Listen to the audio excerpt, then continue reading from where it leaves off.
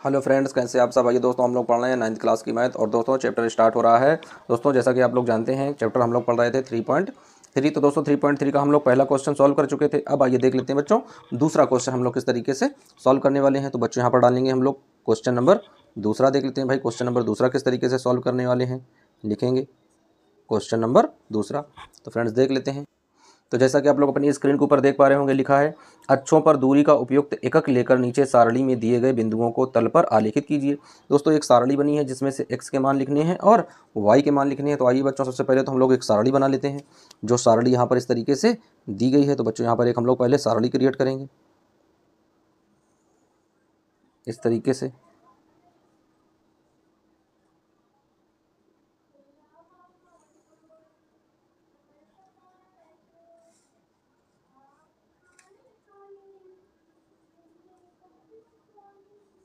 इस तरीके से बच्चों बनाएंगे एक ग्राफ, इसे ऐसे जोड़ देंगे।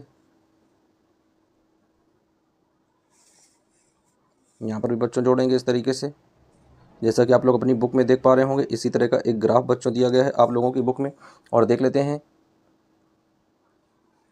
दोस्तों यहाँ पर इस तरीके से इसे इसको डिवाइड कर देंगे।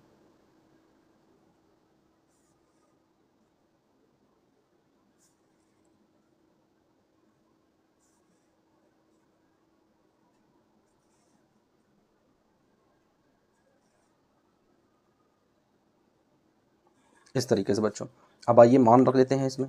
जो जो मान दिए गए हैं उन मानों को हम लोग रखेंगे। तो दोस्तों पहले दिया गया है x, तो यहाँ पर x रखेंगे। फिर दोस्तों दिया गया है y, तो यहाँ पर y रखेंगे। अब बच्चों मान रख लेते हैं। पहले दिया गया है -2 और इसके नीचे दोस्तों दिया गया है 8।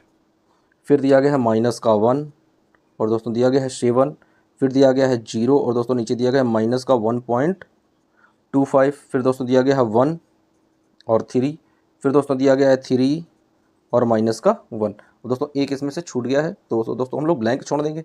इतना दोस्तों सवाल है। अब इस सवाल को हमें सॉल्व करना है और दोस्तों इसका ग्राफ पेपर बनाना है। तो आइए हम लोग ग्राफ पेपर क्रिएट करते हैं बच्चों। कि ग्राफ पेपर किस तरीके से बनाएंगे, तो फ्रेंड्स देख लेते हैं कैसे ग्राफ पेपर हम लोग क्रिएट करते हैं। तो आइए बच्चों देख लेते हैं। ग्राफ पेपर में हमें ये सभी मान दर्शाने होंगे। तो यहाँ से लिखेंगे बच्चों, ऐसे बनाएंगे एकदम से सीधा। ये जो रेखा होती है ऊर्ध्वाधर रेखा होती है बच्चों। अब एक इसी में से क्षैतिज रेखा खींचते हैं जो x अक्ष का कार्य करती है। इस तरीके से बनाएंगे बच्चों, आप लोग साथ में बनाते रहिए इस तरीके से। यहाँ पर फ्रेंड्स लिखेंगे ऐसे, ये जो है ये y अक्ष है। यहाँ पर लिखेंगे ये जो है x अक्ष है। यहाँ पर लिखेंगे ये जो है x डैश है। और बच्चों आइए यहाँ पर नीचे देख लेते हैं। यहाँ पर जब हम लोग लिखेंगे तो ये जो है ये y डैश का कार्य करता है। अब फ्रेंड्स देख लेते हैं, ये जो है ये मूल बिंदु के निर्देशांक होते हैं बच्चों। क्या होते हैं? मूल बिंदु के निर्देशांक। अब आइए इसको दोस्तों हम लोग डिवाइड करते हैं। 1 2 3 4 5 6 7 8 9। यहाँ से पढ़ते हैं बच्चों 1 2 3 4 5 6 7 8 9। इधर पढ़ते हैं बच्चों 1 2 3 4 5 6 7 8 9। नीचे पढ़ते हैं बच्चों 1 2 3 4 5 6 7 8 9। इस तरीके से। अब आइए बच्चों देख लेते हैं कि हमें किस तरीके से यहाँ पर इनको दर्शाना है। तो दोस्तों अपना सबसे पहले तो सारणी देखते हैं बच्चों। यहाँ पर ये सारणी दी गई है जैसा कि आप लोग देख पा रहे हैं। तो बच्चों लिखा है कि x में हमें जाना है -2 और y में जाना है 8। तो दोस्तों जैसा कि आप लोग जानते हैं कि इसमें क्या होता है, इसमें दोनों प्लस प्लस चलते हैं। इसमें दोस्तों माइनस और प्लस चलते हैं। इस वाले खाने में दोस्तों दोनों माइनस होंगे और इस वाले में बच्चों क्या होगा, यानी पहले प्लस होगा फिर से माइनस होगा। तो दोस्तों ये प्रथम चतुर्थांश है, द्वितीय है, तृतीय है और ये चतुर्थ है। तो दोस्तों सबसे पहले देख लेते हैं क्या है माइनस, तो इसी वाले में आएगा। तो x अक्ष में हमें कितना जाना है दोस्तों, तो x अक्ष में हमें जाना है केवल 2, क्योंकि यहाँ पर 2 तक दिया गया है बच्चों। तो जहाँ पर चीज़ें दी गई हैं बस केवल उतनी ही चीज़ें हम लोग रखेंगे। तो दोस्तों हमें x पर जाना है 2, तो 1 और 2 x हो गया। अब दोस्तों हमें y पर जाना है 8 तक, तो दोस्तों 8 तक जाएंगे। आइए देख लेते हैं। तो 2 के सामने ऐसे रखेंगे बच्चों, स्केल लगा लेते हैं 2 के सामने ऐसे, इस तरीके से बच्चों स्केल लगाएंगे। अब ये 2 है दोस्तों, अब हम y में जाएंगे 1 2 3 4 5 6 7 8। तो दोस्तों 8 के सामने ऐसे ले जाएंगे पिन को यहाँ पर, और यहाँ पर हम लोग क्या करेंगे, एक पॉइंटर ऐसे रख देंगे। फिर दोस्तों इसको ऐसे हम लोग डार्क कर देंगे और इस पॉइंट को हम लोग नाम देंगे बच्चों, क्या है, इस पॉइंट को हम लोग लिखेंगे पहले नाम से, यानी इसे ए मानेंगे। क्या लिखेंगे बच्चों, इसको हम लोग ए मानेंगे। अब ए के जब निर्देशांक लिखेंगे दोस्तों सबसे पहले x लिखा जाता है तो क्या है -2 कामा लगाएंगे दोस्तों। उसके बाद में YH का है 8 है तो यहाँ पर 8 लिख देंगे। आगे बढ़ते हैं बच्चों, क्या लिखा है -1 और 7, तो दोस्तों हमें इसमें -1 जाना है तो 1 के सामने रखेंगे बच्चों इस तरीके से, 1 के सामने। अब दोस्तों हमें 7 y में जाना है तो क्या आ जाएगा 1 2 3 4 5 6 7, तो दोस्तों 7 के सामने यहाँ पर पॉइंटर लगाएंगे इस तरीके से दोस्तों, इसे b मानेंगे, इस बिंदु को क्या है b मानेंगे। अब इसके निर्देशांक लिख लेते हैं फ्रेंड्स, तो इसके निर्देशांक क्या होंगे -1 है तो -1 रखेंगे, कामा लगाकर 7 लिख देंगे। तो दोस्तों इस तरीके से हमने दो बिंदुओं को यहाँ पर दर्शा दिया है। अब बच्चों ये देख लेते हैं नेक्स्ट बिंदु को जो हम लोग दर्शाएंगे तो किस तरीके से करेंगे दोस्तों। इसमें x पर तो दोस्तों यहाँ पर 0 दिया गया है, x पर फ्रेंड्स क्या दिया गया है 0 दिया गया है, तो आइए देख लेते हैं किस तरीके से हम लोग दर्शाएंगे नेक्स्ट को। तो दोस्तों यहाँ पर प्लस है माइनस है यानी इस वाले पार्ट में आएगा दोस्तों, तो x पर तो हमें 0 जाना है तो दोस्तों x की तरफ तो बढ़ना नहीं है, इधर आना है। अब दोस्तों हमें बढ़ना किस साइड है, यानी ये दोस्तों हमें देखना है कि किस साइड तक दोस्तों हमको आगे जाना है। तो बच्चों यहाँ पर देख लेते हैं ये 1 है और दोस्तों हमें बढ़ना कितना है माइनस में दोस्तों, माइनस में हमें बढ़ना है यानी 1.25 दोस्तों। तो यहाँ पर देख लेते हैं ये तो पूरा 1 हो गया। अब दोस्तों यहाँ तक जाएंगे तो 2 हो जाएगा, तो इसका आधा ये बन जाएगा और आधे से भी कम तो ये वाला पॉइंट बन जाएगा दोस्तों। तो इस तरीके से यहाँ पर हम लोग एक पॉइंटर रख देंगे रेड पेन से दोस्तों, क्या है एक यहाँ पर ये पॉइंटर लगाएंगे रेड पेन से, कि ये वाला दोस्तों जो पॉइंटर है यही पॉइंट दरअसल क्या है दोस्तों, इसे हम लोग सी से लिखेंगे, क्या लिखेंगे इसे हम लोग सी से लिखेंगे। और दोस्तों क्या है यहाँ पर मान यानी 0 दिया गया है और कामा में दोस्तों माइनस का 1.25 दिया गया है इस तरीके से। तो दोस्तों ये वाला पॉइंट है यानी 1 है और 1 से दोस्तों ये बीच का है ये वाला, तो दोस्तों 1 यानी 1.5 है और 1.5 से कम है तो यह दोस्तों 1.25 आ जाएगा, इस तरीके से इसे दर्शा देंगे। अब बढ़ते हैं बच्चों नेक्स्ट क्वेश्चन की ओर। तो दोस्तों यहाँ पर क्या लिखा है, लिखा है 1 और 3। तो दोस्तों यहाँ पर देख लेते हैं 1 यानी x अक्ष पर 1 है और y पे दोस्तों 3 है यानी यहाँ पर आ जाएगा। तो इस तरीके से दोस्तों यहाँ पर एक डॉट बनाएंगे, यहाँ पर ये सी था तो ये वाला दोस्तों लिख देंगे ये डी बिंदु हो जाएगा। इसके निर्देशांक लिखेंगे तो क्या आ जाएगा 1,3।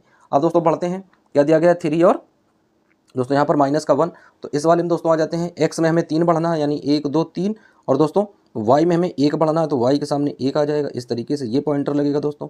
तो यहाँ पॉइंट बना देते हैं, ये d है तो दोस्तों ये बन जाएगा पॉइंट e। अब e के निर्देशांक लिखते हैं बच्चों, क्या आ जाएगा -3 और दोस्तों यहाँ पर +3 आएगा और -1 आ जाएगा, क्या आ जाएगा बच्चों +3 और -1। तो फ्रेंड्स इस तरीके से हम लोगों ने क्या किया है इस क्वेश्चन में, क्वेश्चन नंबर दूसरे में बच्चों जितने भी निर्देशांक दिए गए थे सभी निर्देशांकों को दोस्तों हम लोगों ने क्या किया है इसमें दर्शा लिया है। अब आइए इसमें हम लोग सभी के निर्देशांक लिख लेते हैं और ये देखते हैं कौन सा चतुर्थांश में स्थित है। तो बच्चों आइए देख लेते हैं।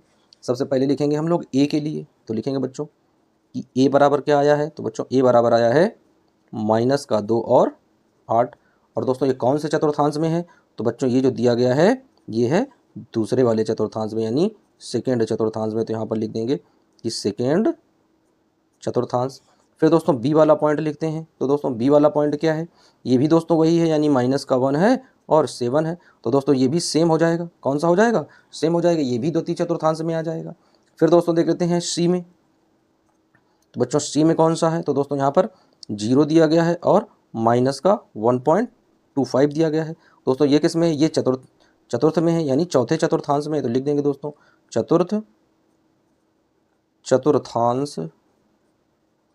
चतुर्थांश। फिर दोस्तों डी देख लेते हैं, डी बिंदु किस में है, तो दोस्तों डी वाले निर्देशांक रख लेते हैं, क्या दिया गया है 1 है और 3 है। दोस्तों ये देख लेते हैं कौन सा चतुर्थांश में है, तो दोस्तों ये प्रथम में है तो लिखेंगे प्रथम चतुर्थांश, प्रथम चतुर्थांश। फिर दोस्तों ई नंबर देख लेते हैं कि ई के निर्देशांक क्या है, तो बच्चों ई के निर्देशांक लिखेंगे क्या है 3 है और -1 है। तो दोस्तों ये किस में है, दोस्तों ये दिया गया है ये भी चतुर्थांश में है तो लिखेंगे चौथे चतुर्थांश में, चतुर्थांश में। तो फ्रेंड्स इस तरीके से हम लोग क्या करते हैं इन क्वेश्चंस को भाई सॉल्व करते हैं। बहुत ही मज़ेदार क्वेश्चन थे। और दोस्तों इस तरीके से ये जो चैप्टर है बच्चों आप लोगों का निर्देशांक ज्यामिति यानी 3 था ये, तो 3.3 में दोस्तों 2 ही सवाल थे, दोनों सवालों को हम लोगों ने सॉल्व कर लिया है। अब आइए बच्चों आप लोगों को एक देते हैं होमवर्क के लिए, तो देख लेते हैं किस तरीके से हम लोग होमवर्क के क्वेश्चन को सॉल्व करेंगे। अब आइए बच्चों देख लेते हैं आप लोगों के लिए एक होमवर्क क्वेश्चन है, बच्चों यहाँ डाल लेते हैं होमवर्क के लिए है ये क्वेश्चन। तो सभी बच्चों के लिए होमवर्क क्वेश्चन है। इस क्वेश्चन को आप लोग जैसे अभी आप लोगों को सॉल्व करके समझाया गया है उसी तरीके से आप लोग बनाएंगे। तो दोस्तों पहला वाला जो पॉइंट होता है वो तो दोस्तों हम लोग x रखते हैं, दूसरा जो होता है दोस्तों उसे y मानते हैं, अब दोस्तों यहाँ पर आप लोगों को ये सॉल्व करके लाना है कि यहाँ पर माइनस का 4 है और यहाँ पर 7 है दोस्तों, यहाँ पर 5 है और यहाँ पर माइनस का 8 है दोस्तों, 0 है और माइनस का 2.5 है दोस्तों, यहाँ पर 4 है और दोस्तों यहाँ पर 3 है, माइनस का 4 है, माइनस का 6 है, माइनस का 2 है दोस्तों, और यहाँ पर 5 प्लस का है, यहाँ पर दोस्तों माइनस का 7 है और यहाँ पर 0 है। तो दोस्तों ये जो क्वेश्चन दिया गया है ये क्वेश्चन आप लोगों के लिए बहुत ही ज़्यादा वेरी इंपॉर्टेंट दोस्तों, वेरी इंपॉर्टेंट क्वेश्चन है, यानी VIMP क्वेश्चन है बच्चों, वेरी मोस्ट इंपॉर्टेंट। तो दोस्तों ये क्वेश्चन आप लोगों को जरूर सॉल्व करना है दोस्तों। इन सवालों को लगाने के बाद में ये क्वेश्चन आप लोग होमवर्क के रूप में सॉल्व करेंगे। उसके बाद में दोस्तों जब भी आप लोग पढ़ने आएंगे ये क्वेश्चन आप लोगों का क्लास में चेक किया जाएगा। तो बच्चों इस तरीके से आप लोग दोस्तों जो तीसरा चैप्टर है उसको हम लोग क्लियर कर चुके हैं। अब दोस्तों हम लोग इसके बहुविकल्पी क्वेश्चन सॉल्व करेंगे, उसके बाद में चौथा चैप्टर स्टार्ट होगा। जब तक के लिए सभी बच्चों के लिए जय हिंद।